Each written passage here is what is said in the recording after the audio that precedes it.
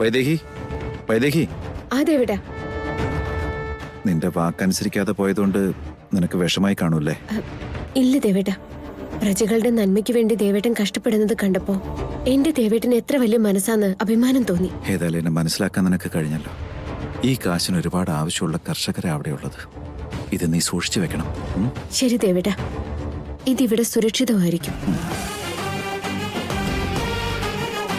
ഇത് ഉറപ്പായിട്ട് അവരുടെ കയ്യിൽ തന്നെ ചെന്നെത്തും. പക്ഷെ ദേവേട്ടനെ ഞാൻ അങ്ങോട്ടേക്ക് അയക്കില്ല.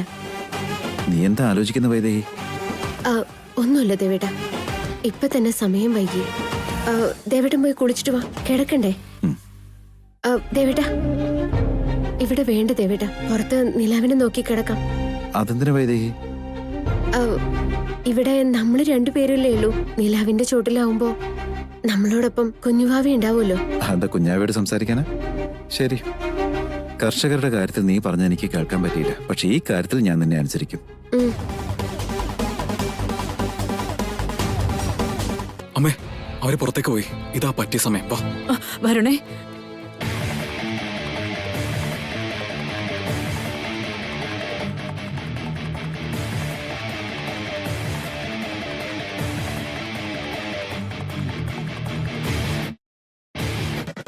ഇപ്പൊ വരണു സുഹാസിനി ചിരമയും കൂടി കാശ് മോഷ്ടിക്കുന്നതെല്ലാം ഈ ഫോണിൽ റെക്കോർഡ് ആയിക്കോളും. ശരിക്കുള്ള കുട്ടൻസ് നീ മറന്നല്ലോ. ഇവിടെ CCTV ഒക്കെ ഉള്ളല്ലേ? അമ്മേ, CCTV ബെഡ്റൂമിൽ ഉണ്ടാവോ? ഹോളിലല്ലേ ഉള്ളേ? അമ്മ വാ.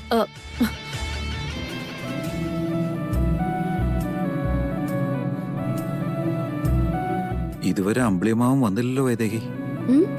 ഇന്ന് എന്താ ദേവേട്ട, എന്നേക്കാൾ കൂടുതൽ ധൃതി വെക്കുന്നത് ദേവേട്ടനാണല്ലോ. കുഞ്ഞുമാവയോട് സംസാരിക്കാൻ വേണ്ടിട്ടാ? അങ്ങനെ കുഞ്ഞിന്റെ സംസാരം കേൾക്കാൻ ആർക്കും ആഗ്രഹമില്ലാതിരിക്കുക. വന്നോളും ദേവേട്ട. അതിനു മുമ്പ് ഞാനൊന്ന് അകത്ത് പോയിട്ട് വരട്ടെ.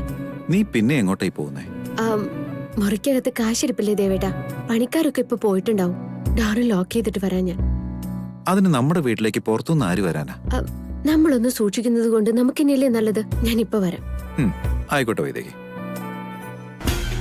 പുറത്തുനിന്ന് ആരും വീട്ടിൽ കയറേണ്ട കാര്യമില്ല. കള്ളം കപ്പലിൽ തന്നെ ഉണ്ടല്ലോ. അവരെ കൊണ്ട് തന്നെ ഞാൻ കാശ് എടുപ്പിച്ച് സൂക്ഷിച്ച് മാറ്റിവെപ്പിക്കും.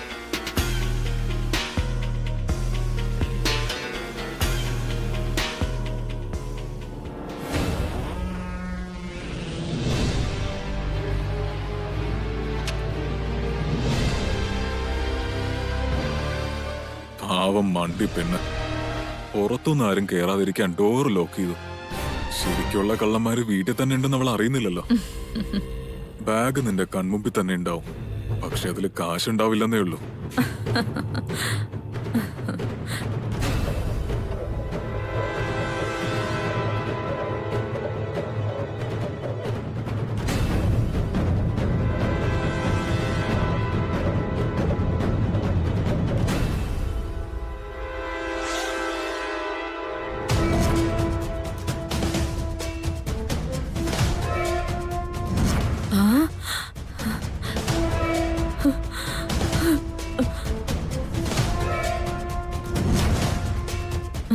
വരണേ, പെട്ടെന്ന് ബാഗ് മാറ്റടാ. ആരെങ്കിലും വരും, പെട്ടെന്ന്.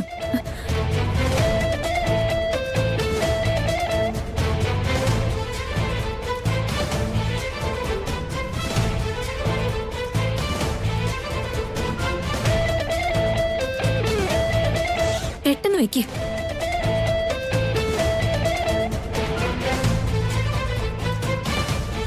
വാമേ.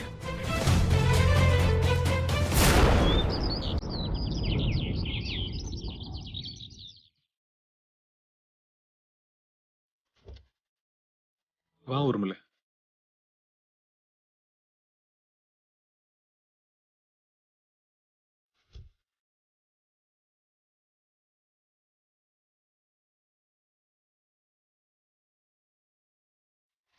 ഉത്സവം ഗംഭീരമായി നടത്തണം കൗസല്യേ.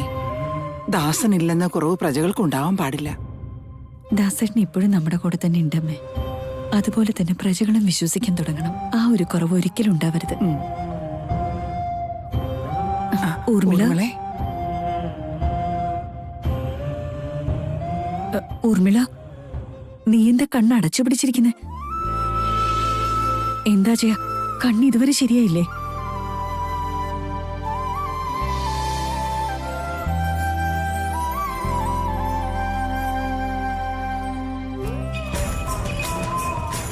അതെന്താ, ഓപ്പറേഷൻ സക്സസ് ആയിരുന്നില്ലേ? ഇതിനു മുമ്പ് കാഴ്ചയില്ലായിരുന്നെങ്കിലും കണ്ണെങ്കിലും തുറന്നു വെച്ചിട്ടുണ്ടായിരുന്നു. ഇപ്പൊ കണ്ണും തുറക്കാൻ പറ്റണ്ടായോ? അത് വലിയ കഷ്ടമായി പോയല്ലോ. വരണേ, ഓപ്പറേഷൻ ചെയ്തത് കണ്ണ് തുറന്നെടുക്കാൻ വേണ്ടി ആയിരുന്നില്ല. കോമൺ സെൻസ് ഇല്ലാത്ത വിഡ്ഢി. നിന്റെ തലയ്ക്കകത്ത് ഒരിക്കലും നല്ല ചിന്തകൾ ഉണ്ടാവാറില്ലല്ലോ. അതിന്റെ കുഴപ്പമായി കാണുന്നേ.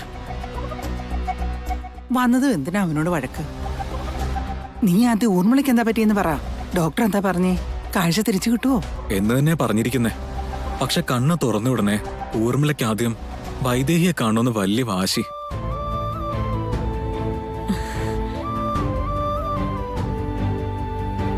അതുകൊണ്ട് ഇതുവരെ അവള് കണ്ണും അടച്ചു പിടിച്ചോണ്ടാ വന്നേ. ഹോസ്പിറ്റലിൽ വെച്ച് ഡോക്ടർമാർ ഒരുപാട് പറഞ്ഞു നോക്കി, അവള് തുറന്നില്ല. ആണോ ഊർമിളെ? അതെ അമ്മേ, കണ്ണ് കാണാൻ പറ്റുമെന്നുള്ളത് ഇപ്പൊ കണ്ണ് തുറന്ന് വൈദേഹിയെ നോക്കിയാലേ അറിയൂ. നീ നന്നായി എന്നുള്ളതിന് ഇതിലും വലിയൊരു തെളിവ് വേറെ എന്താ മോളെ വേണ്ടേ? വൈദേഹി, വൈദേഹി, മോനെ ദേവാ, ദാ ഊർമിള വന്നിട്ടുണ്ട്, വേഗം താഴേക്ക് വാ. വാ വൈദേഹി. ഊർമിളയ്ക്ക് കാഴ്ച തിരിച്ചു കിട്ടിയ ആദ്യം വൈദേഹിയെ കാണണമെന്ന് പറഞ്ഞ് സർജറി കഴിഞ്ഞിട്ട് കണ്ണ് തുറക്കാതെ ഇവിടെ വരെ കണ്ണ് അടച്ചു പിടിച്ചോണ്ട് വന്നിരിക്കുക. എടുത്തി വൈദേഹി, വൈദേഹി, നീ വന്നു. ഓർമ്മയിലെടുത്തിട്ട് ദേഷ്യമൊക്കെ മാറിയല്ലോ, അത് മാത്രം മതി എനിക്ക്. പക്ഷെ ഇത്രയും സ്നേഹം മനസ്സിലുണ്ടായിരുന്നോ? കണ്ണ് തുറക്കെടുത്തി. കണ്ണ് തുറക്കൂ ഊർമിളെ. നമ്മളെ കളിപ്പിച്ചു കിടന്നവളാ, ഇവൾക്ക് കാഴ്ച തിരിച്ചു കിട്ടരുത്. ഊർമിളെ, കണ്ണ് തുറന്ന് വൈദേഹിയെ നോക്ക്.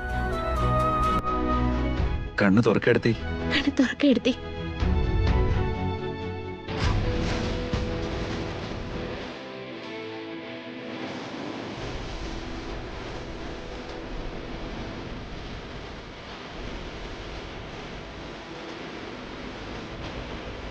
എടുത്തി, ഇനി കാണാൻ പറ്റുന്നുണ്ടോ?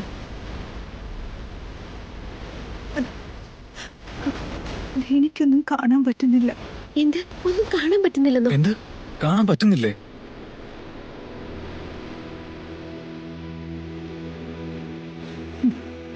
കണ്ണ് നിറഞ്ഞു പോയണ്ട ഇത്രയും നേരം ഒന്നും കാണാൻ പറ്റാതിരുന്ന്. ഇപ്പൊ എനിക്ക് നിന്നെ കാണാൻ പറ്റുന്നുണ്ട്.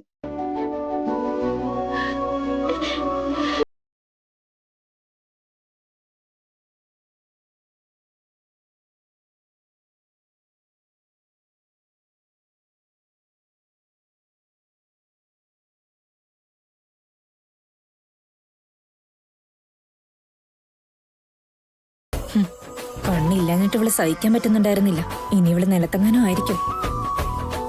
ഏതായാലും എനിക്ക് ഒത്തിരി സന്തോഷമായി എടുത്തേ. എടുത്തിയുടെ മനസ്സ് മാറിയതിലും കാഴ്ച തിരിച്ചു കിട്ടിയതിലും. ഇപ്പൊ ഇവിടെ നമ്മുടെ അച്ഛനും കൂടി ഉണ്ടായിരുന്നെങ്കിൽ അച്ഛനിതിൽ ഒത്തിരി സന്തോഷിച്ചേനെ. ഇപ്പോഴും അച്ഛൻ എവിടെയോ ഇരുന്ന് നമ്മളെ നോക്കി ആനന്ദിക്കുന്നുണ്ടാവും, അതിലൊരു സംശയമില്ല ദേവ.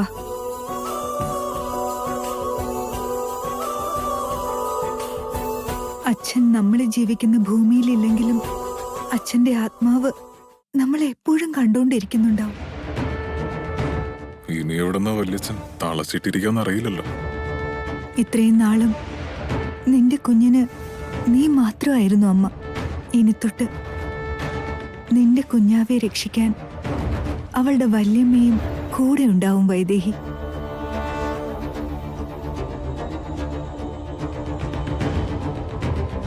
അത്യാഗ്രഹവും ആർത്തിയും മൂത്ത് ഇത്രയും നാളും ഈ കുടുംബത്തിനെതിരെ എന്തൊക്കെയോ ചെയ്തു. പക്ഷെ ഇപ്പൊ ഒരു കാര്യം പറയാം, കുഞ്ഞിന്റെ കാര്യത്തിൽ ഇനി കളിക്കരുത്.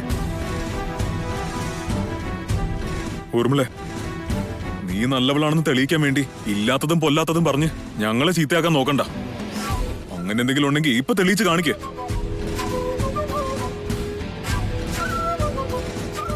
വരുൺ, നിന്റെ മനസ്സിലെ കള്ളത്തരം അറിയാൻ തെളിവുകളുടെ ആവശ്യമില്ല. ഏട്ടത്തിയെ പോലെ നിങ്ങളിലും മാറ്റം ഉണ്ടായ കണ്ടോ, ഇതുപോലെ നിങ്ങൾക്കും സ്നേഹം തിരിച്ചു കിട്ടും. അല്ലെങ്കിൽ നിങ്ങളുടെയൊക്കെ അന്ത്യം അടുത്തൊന്ന് കൂട്ടിക്കോ. ദേവാ, അവരോട് തർക്കിച്ചിട്ട് കാര്യമില്ല. ഊർമിളെ, സർജറി കഴിഞ്ഞതല്ലേ ഉള്ളൂ, ഒരുപാട് നേരം വെളിച്ചത്ത് നിൽക്കല്ലേ. അകത്ത് റൂമിൽ പോയി ഇരിക്കാൻ നോക്ക്. വാ എടുത്തി, വാ.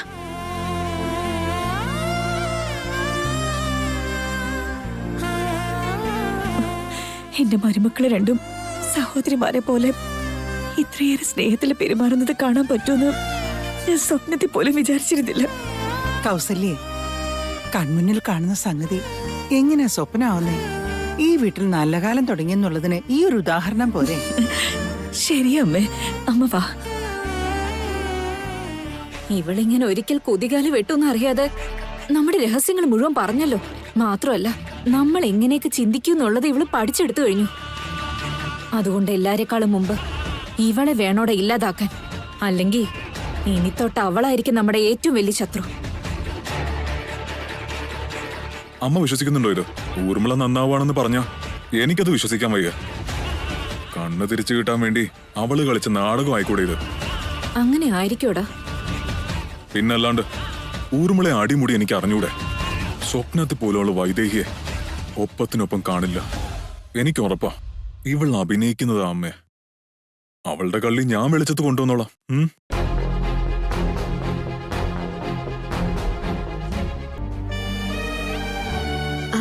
എടുത്ത് ഇവിടെ ഇരിക്കെ, ഞാൻ പോയി ജ്യൂസ് എടുത്തിട്ട് വരാം.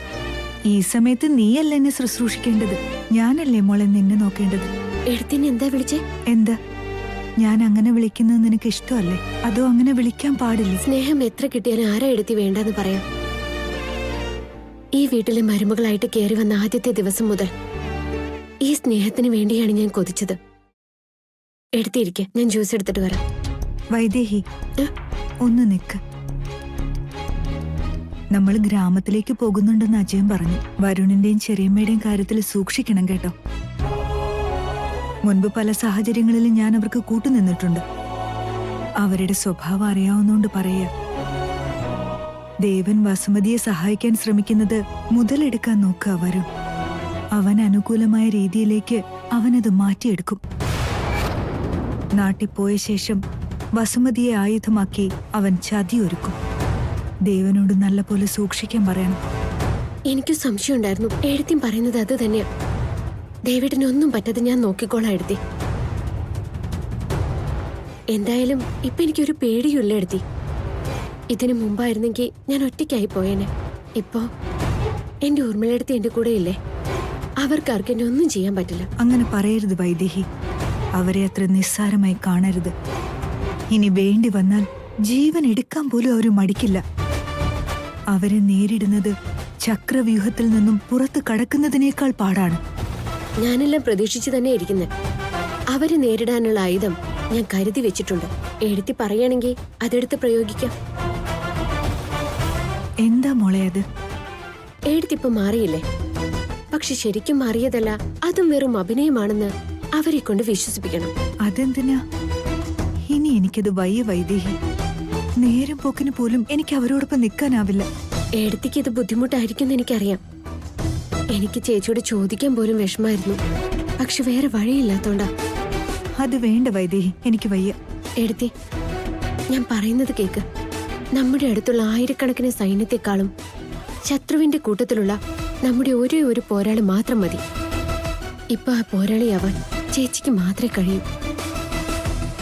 അവരുടെ കൂടെ നിന്നുകൊണ്ട് അവര് വെക്കുന്ന ഓരോ ചുവടും എഴുത്തി ഞങ്ങളെ അറിയിക്കണം. ചെയ്യില്ലേ എഴുത്തി? എനിക്ക് വേണ്ടി, എന്റെ ദേവേട്ടന് വേണ്ടി, നമ്മുടെ കുടുംബത്തിന് വേണ്ടി. ഞാൻ ചെയ്യാം വൈദേഹി. ഇങ്ങനെയെങ്കിലും ചെയ്ത പാപങ്ങൾക്ക് പ്രായശ്ചിത്തം ചെയ്യാൻ പറ്റുമെങ്കിൽ തീർച്ചയായും ഞാൻ നിൽക്കാം. അവരുടെ കൂടെ നിന്നുകൊണ്ട് അവരുടെ പദ്ധതികളെല്ലാം ഞാൻ പുറത്തു കൊണ്ടുവരാം.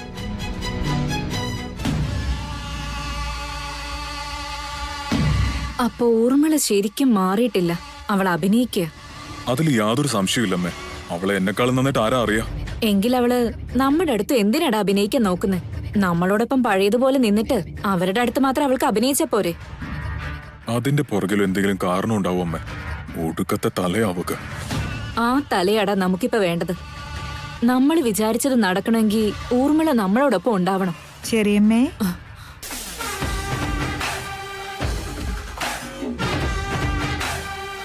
ചെറിയമ്മ എന്താ അതിശയിച്ച് നോക്കുന്ന? നീ എന്താടാ പുതുമയോടെ നോക്കുന്ന? നീ എന്തിനാ ഊർമിള ഇങ്ങനെയൊക്കെ ചെയ്യുന്നത്? നമ്മുടെ പ്ലാനിൽ ഇതൊന്നും ഉണ്ടായിരുന്നില്ലല്ലോ.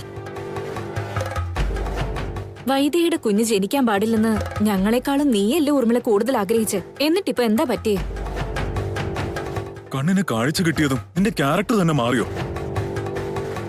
വൈദേഹിയുടെ എന്താ സ്നേഹം? അവളുടെ കുഞ്ഞിന് നീ അമ്മയാണത്രേ. നീ അതിനെ രക്ഷിക്കുമെന്നോ? എന്തൊരു മാറ്റമാണിത്. ഞാൻ മാറിയെന്ന് നിന്നോടാരാ പറഞ്ഞു?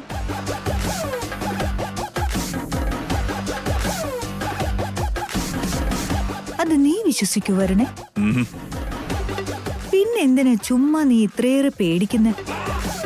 ഞാൻ നല്ലവളെ പോലെ അഭിനയിച്ചില്ലെങ്കിൽ എന്റെ ഭർത്താവ് എന്നെ ജീവിതകാലം മുഴുവൻ ഇരുളിൽ തളച്ചിട്ടേനെ. അതുകൊണ്ടല്ലേ നന്നായി പോലെ അഭിനയിച്ചത്. എല്ലാരും വിശ്വസിക്കുകയും ചെയ്തു. അല്ലേ?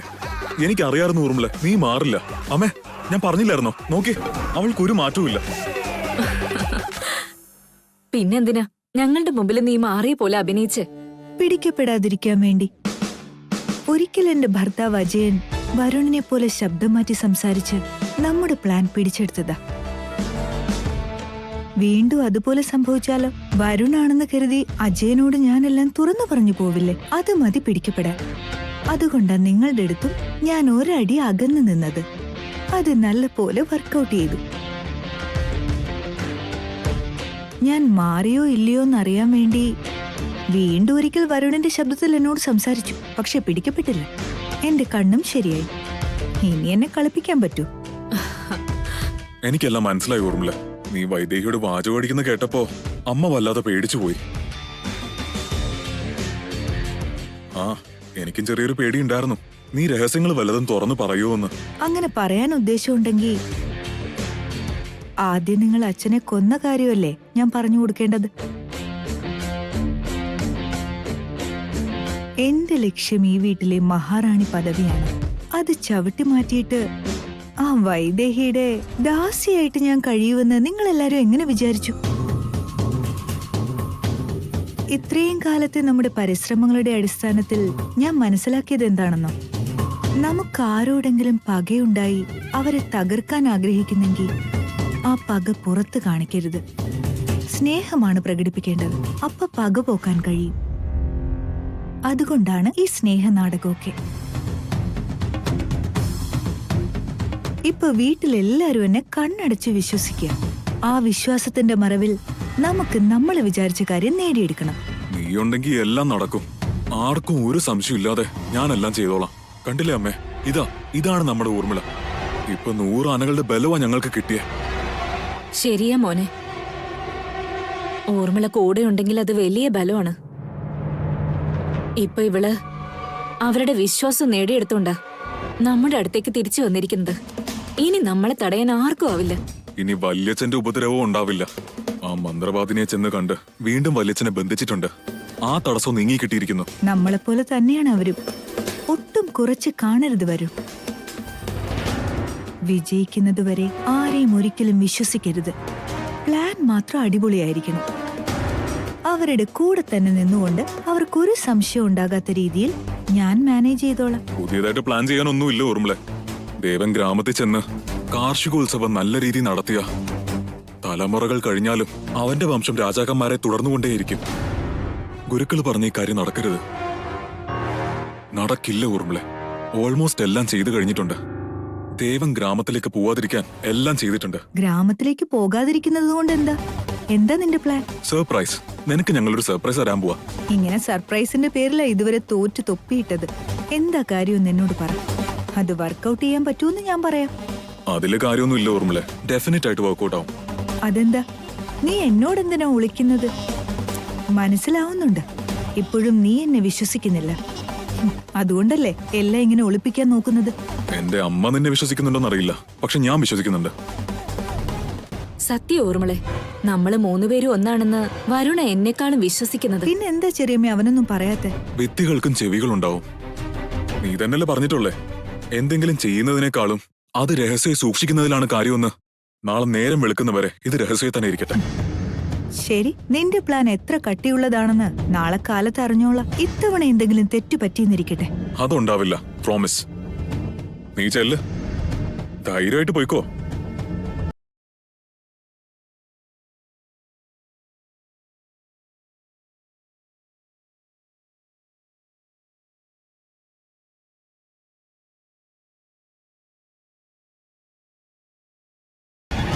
ഇവൻ എന്നെ വിശ്വസിക്കുന്നുണ്ടെങ്കിലും ഇവന്റെ കുരുട്ടു ബുദ്ധി എന്റെ അടുത്ത് വിലപ്പോവില്ലെന്ന് ഇവൻ അറിയില്ല. ഇനി നിർബന്ധിച്ച എന്നെ സംശയിക്കും. ഇവരുടെ പ്ലാൻ എന്താവും? നിങ്ങൾ എന്ത് പ്ലാൻ ചെയ്താലും അത് നടക്കാൻ പോകുന്നില്ല വരുൺ. വൈദേഹിക്കും ദേവനും നിങ്ങൾ കാരണം ഒരാപത്തും ഉണ്ടാവാൻ പാടില്ല.